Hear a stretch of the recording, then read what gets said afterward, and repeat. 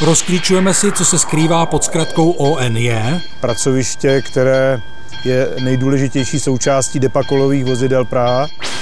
Ukážeme si možná spojení Prahy s letištěm na Ruzyni a největším středočeským městem Kladnem. Do roku 2020 by mělo být definitivně hotovo. A představíme vám nového šéfa Českých drah Pavla Krtka. Pro nás je výzva, jak uspějeme v soutěžích a jak nastavíme obchodní model po roce 2019. Vidím nádraží největší v České republice, jehož sláva hvězd se dotýká a přitom neodbavilo ani jednoho cestujícího. Co to zase vedeš za poetický text? No, chci naznačit, kde dnes začínáme. A kde začínáme? Znalí vědí a poznávají, že to odstavné nádraží Jih v Praze, kde si ukážeme, co všechno se tu skrývá a co všechno se tu děje. Tak to nezdržujme a pojďme se podívat na první reportáž.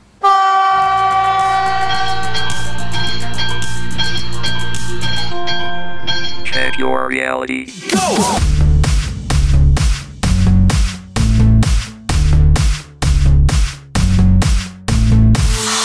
Vítejte v Praze 4 Michly. Nacházíme se v areálu odstavného nádraží Jih, což je přesný název pracoviště, které je nejdůležitější součástí depa kolových vozidel Praha. Kromě pracoviště zmíněného ONJ má depo kolových vozidel Praha ještě provozní jednotky ve Vršovicích, v Kolíně, v Děčíně a dá se říct, že naše působnost je od toho jihu, od Sedlčan až po Českou Lípku a Rumburk. Depo kolových vozidel Praha zaměstnává přes 2000 lidí, máme 830 strojvedoucích, stovky opravářů a dalších pracovníků. Součástí tedy depa kolových vozidel Praha, jak jsem říkal, tou nejdůležitější je odstavné nádraží Jih. Je to vlastně komplex zařízení, budov, které zajišťují údržba, opravy, kontroly těch železničních kolových vozidel, dále jejich příprava pro provoz, to znamená čištění, úklid, vyzbrojování těch vozidel pro přepravu a samozřejmě všechno, co s tím souvisí. Na myčce můžete k prvním kartáčům. Check your reality. Go!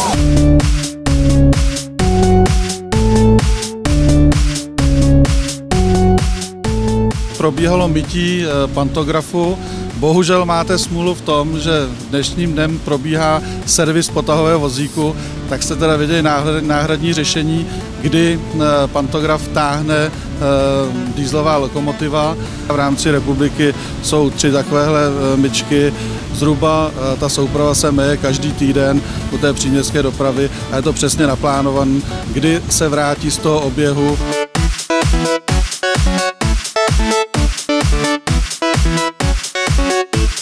V současné době se nacházíme na fekálních kolejích. Jak už jste předtím viděli, sem přijedou z oběhu soupravy, jsou vysáty, toalety, je doplněná voda a dále potom probíhá úklid soupravy, aby byla připravená na další výjezd. Check your reality. Go!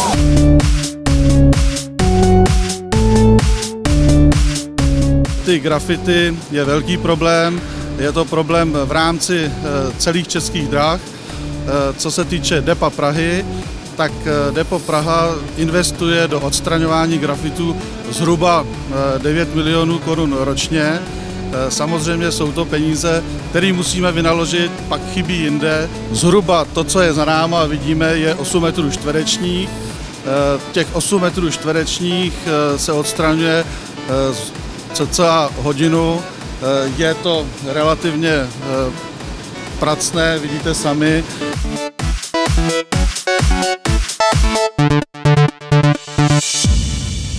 Check your reality. Go! Teď se nacházíme v hale 518. Je to vlastně nejdelší hala, kterou tady máme, v délce asi 360 metrů, má 4 koleje, z nich 2 slouží pro údržbu railjetů a pendolína, to jsou tahle a ta za ní. Další 2 slouží k údržbě a k provoznímu ošetření vozů, to je ta za vámi. Jinak teď jsme u pracoviště, které zjišťuje možné vady defektoskopické na dutých řídelích jednotky pendolino. Při provozu může docházet k dynamickému poškození té hřídele proto se musí pravidelně zkoušet. Provádí se tímto zařízením, který se nazývá shuttle. Je to taková, jak bych to řekl, sonda, která je vkládána postupně do té hřídele. Ona má ultrazvukem zjišťovat ty možné vady.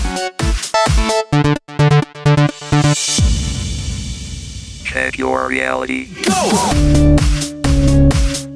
Takže se nacházíme na stanovišti Ústřední stavidlo na odstavném nádraží. Odstavný nádraží je řízený ze 2 míst. Jedním z nich je právě tadyto stanoviště. Dobře, já to mám očištění hotový, tak se vozí 573, 513, jo? Dobrý, tak jo, čau. Zde se odehrává přibližně 60 až 70% aktivity celého odstavného nádraží, proto je tohle stanoviště obsazené ve 2 lidech. Provádí se tady veškerý dopravní manipulace, sedí tady výpravčí a signalista. Je tady poměrně velký ruch, moc prostoru pro odpočinek tady není, střídají se tady ve 12hodinových směnách. Check your reality. Go!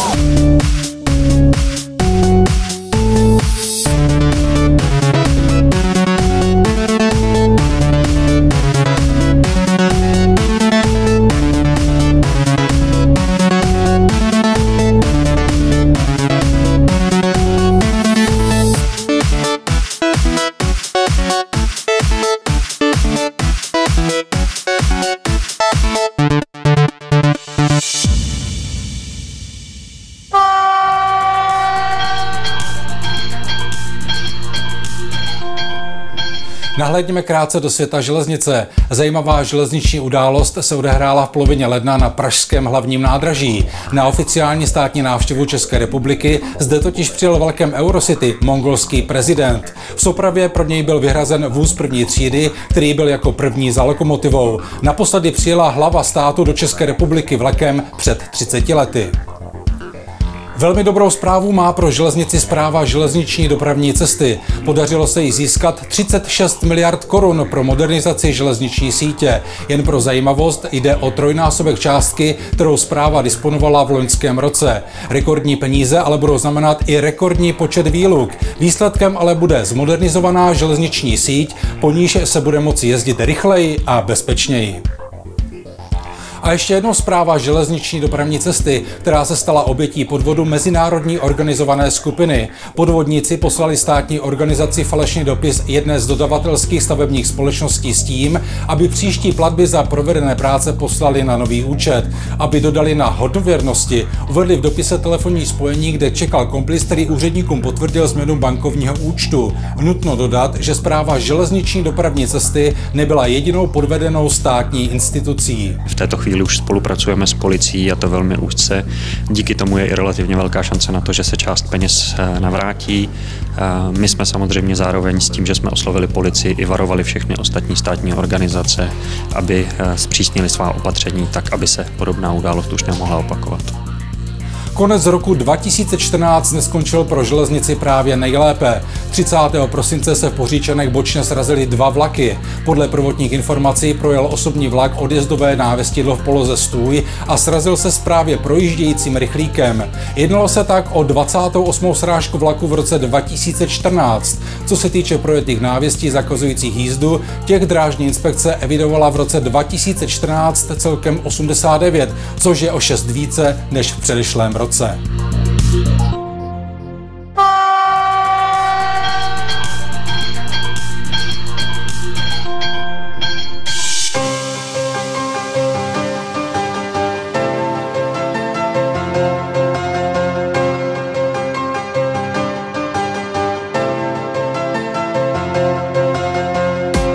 Plány spojit Prahu s letištěm na Ruzini rychlým dopravním prostředkem u řady lidí vyvolává až hysterický smích.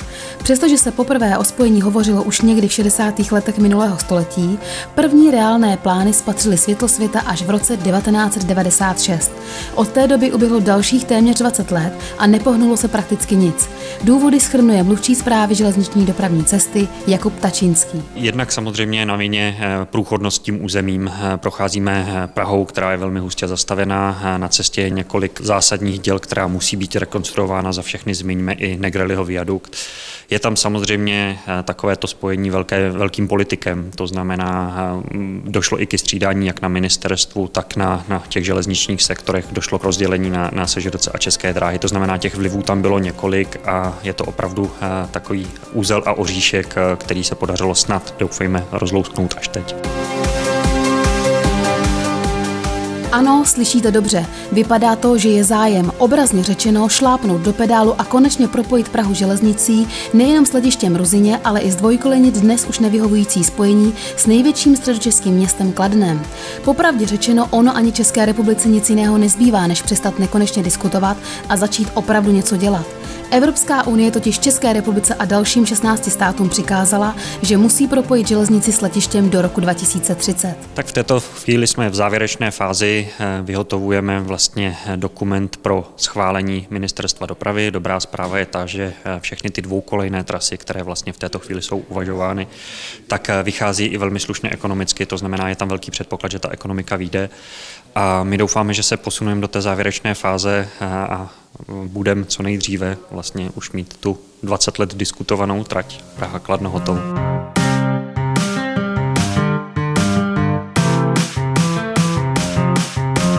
Pojďme si tady představit 3 nejpravděpodobnější varianty železničního spojení Praha, letiště Ruzyně, Kladno. Varianta R1A.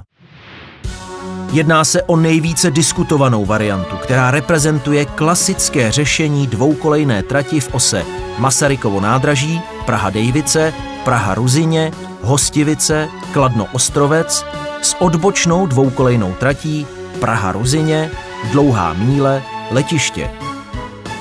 Úsek Stromovka-Veleslavín je uvažován převážně v hloubeném tunelu. Všechny vlaky na letiště i do Kladna-Ostrovce jedou z Masarykova nádraží ve špičkovém souhrnném intervalu 5 minut.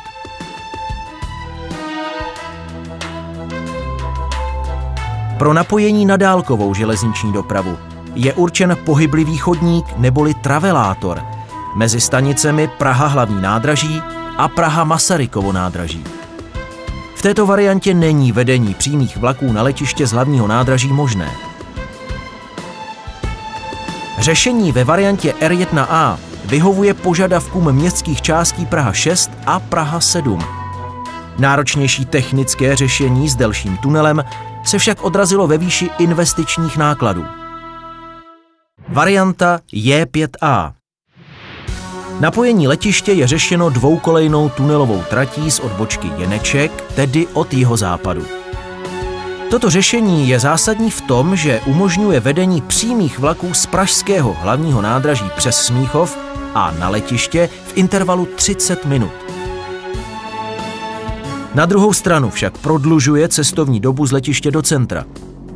Toto řešení by mohlo být využito pro možnost napojení letiště na dálkovou železniční dopravu ve stanici Praha hlavní nádraží. Navíc je v této variantě možnost dosáhnout přímého napojení letiště a Kladna bez přestupu či úvraťové jízdy.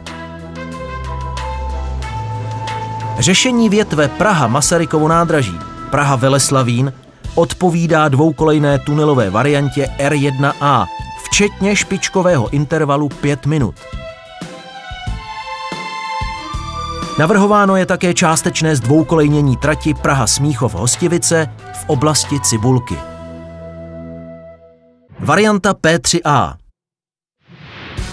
Jedná se o ukázku výhledového cílového vedení vlaků v ose Kladno-letiště, kdy část vlaků z Kladna zůstává na trati přes Hostivice na Smíchov a hlavní nádraží.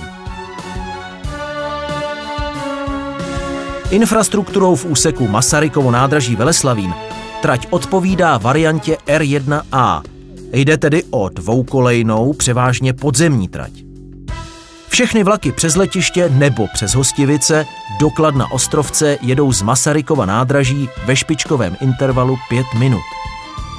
Pro napojení na dálkovou železniční dopravu je opět určena trať přes Prahu Smíchov a Prahu Zličín, která je částečně zdvoukolejněná a umožňuje vedení přímých vlaků letiště hlavní nádraží.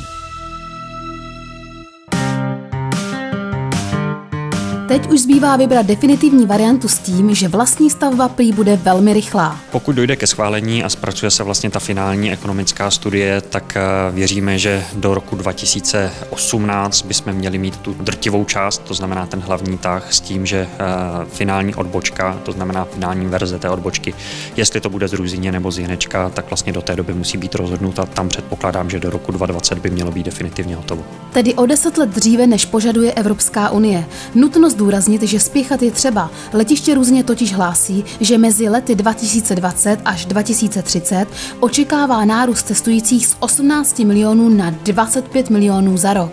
A to by už autobusy, které dnes zajišťují spojení na letiště, nezvládly.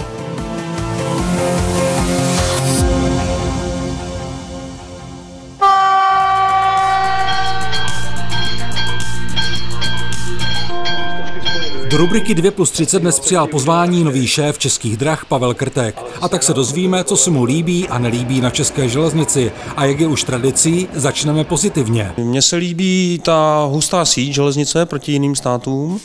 Samozřejmě to nějak historicky vzniklo. A co se mi velice líbí, je, že kraje si dokážou udržet dopravní obslužnost, že roste určitým způsobem i počet cestujících. My doufáme, že za rok 2014 zjistíme, že máme více jak 170 milionů cestujících.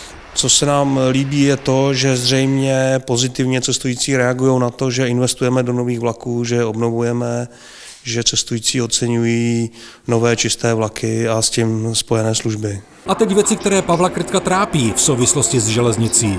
Mně se nelíbí určitým způsobem rozdělení na dopravce České dráhy a majitele infrastruktury, což je sesterská společnost CŽDC, v tom smyslu, že zákazník vnímá především České dráhy, že ten majitel infrastruktury je určitým způsobem v pozadí, přestože České dráhy platí CŽDC ročně 1,8 miliard korun za dopravní cestu a bohužel cestující, když vnímá některé problémy, které souvisí s infrastrukturou, tak samozřejmě to jde vše za Českými drahami. Takže tam je to o tom, že chceme vylepšit komunikaci a i řízení s naší sesterskou společností CŽDC. Dále, co trošku s tím souvisí, je i rozsah výluk v roce 2015 a v roce 2016, co se plánuje, protože s tím souvisí i více náklady, jako je náhradní autobusová doprava, a s tím souvisí i ta určitá nespokojenost cestujících, o které jsem mluvil na začátku. Na závěr máme pro šéfa Českých drah 30 sekund, které může odkomunikovat dle vlastního vážení. Tak o čem to bude? Co je pro nás určitou výzvou, je otevírání trhu, protože Ministerstvo dopravy i kraje chtějí otevírat trh, to znamená soutěžit nové linky a nám končí takové takzvané velké smlouvy v roce 2019, takže pro nás je výzva, jak uspějeme v soutěžích a jak nastavíme obchodní model po roce 2019.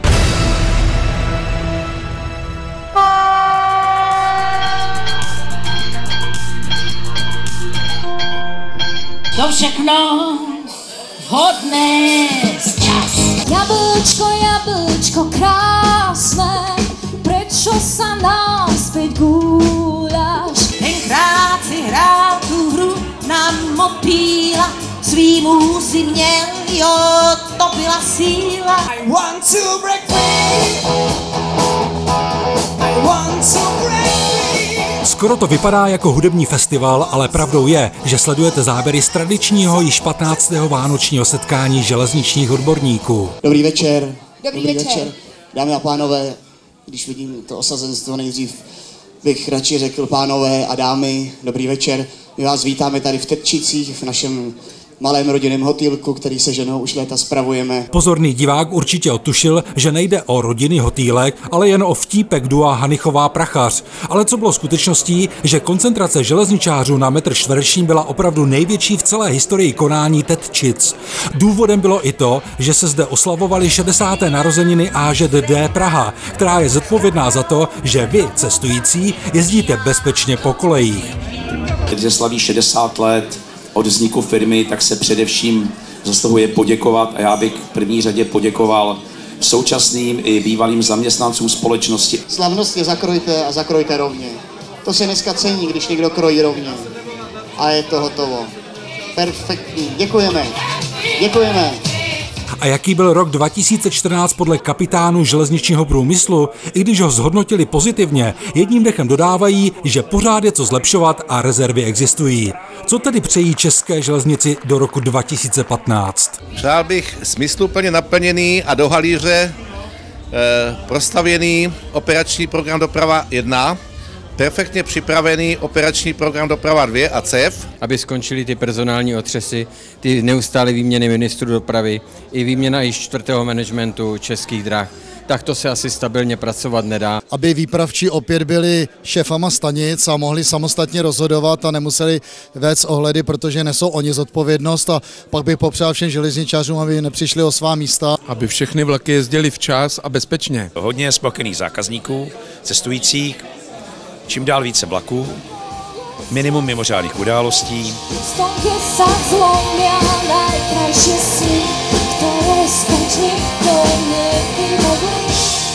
Tak snad se vše splní na 100%, uvidíme. A za rok se zeptáme, nakolik očekávání vyšla.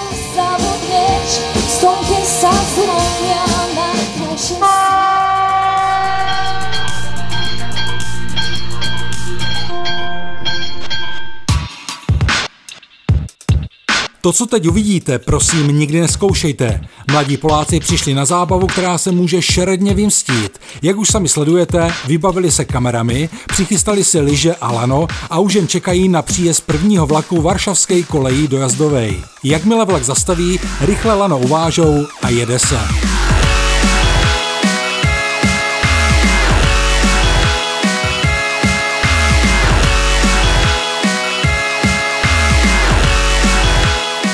Vypadá to jako úžasná zábava, ale opakujeme, opravdu to nezkoušejte. Riskujete, když ne životy, tak zdraví zcela jistě. Přátelé, jsme v závěru dnešního pořadu a vy určitě čekáte na to, kdo vyhrává CD slovenské zpěvačky Kristýny. Ptali jsme se vás na to, jaké kolejové vozidlo vystupovalo v jejím klipu. A já znám odpověď, modrý krokodýl. A Lucie zná také ty, kdo vyhrávají? Mám chytrý taháček, takže vyhrává Vlastimil Válek z Prahy, Jaroslav Švec z Ostravy a Dalibor Kolarčík z Karviné Ráje. Všem gratulujeme. A máme pro vás novou soutěž o úžasná USB lokomotiv, které vám ukazuje Lucie, a ptáme se na co? V jakém roce byla provedena výstavba odstavného nádraží Jih? Pokud znáte správnou odpověď, pište na pozorvlak@azd.cz do 15. února tohoto roku. Mějte se hezky a na viděnou. Rozprostovlasatila lisicera krále Nabuchodonozora nebo nerozprostovlasatila lisicera krále Nabuchodonozora? Řekni to. No, neřekneš. Já bych chtěla rozprosto a už nevím. Přátelé, jsme v závěru dnešního pořadu a vy určitě čekáte na to, kdo vyhrál CD skupiny. Skupina Kristýna. Co to vedeš zase za poetické, pardon. Vidím nádraží veliké, jehož sláva hvězd se dotýká. A přitom neviděl ani jednoho cestujícího, tak ještě jednou. Klidně pojďte, dáme to s písničkou a bude fajn. Já jdu.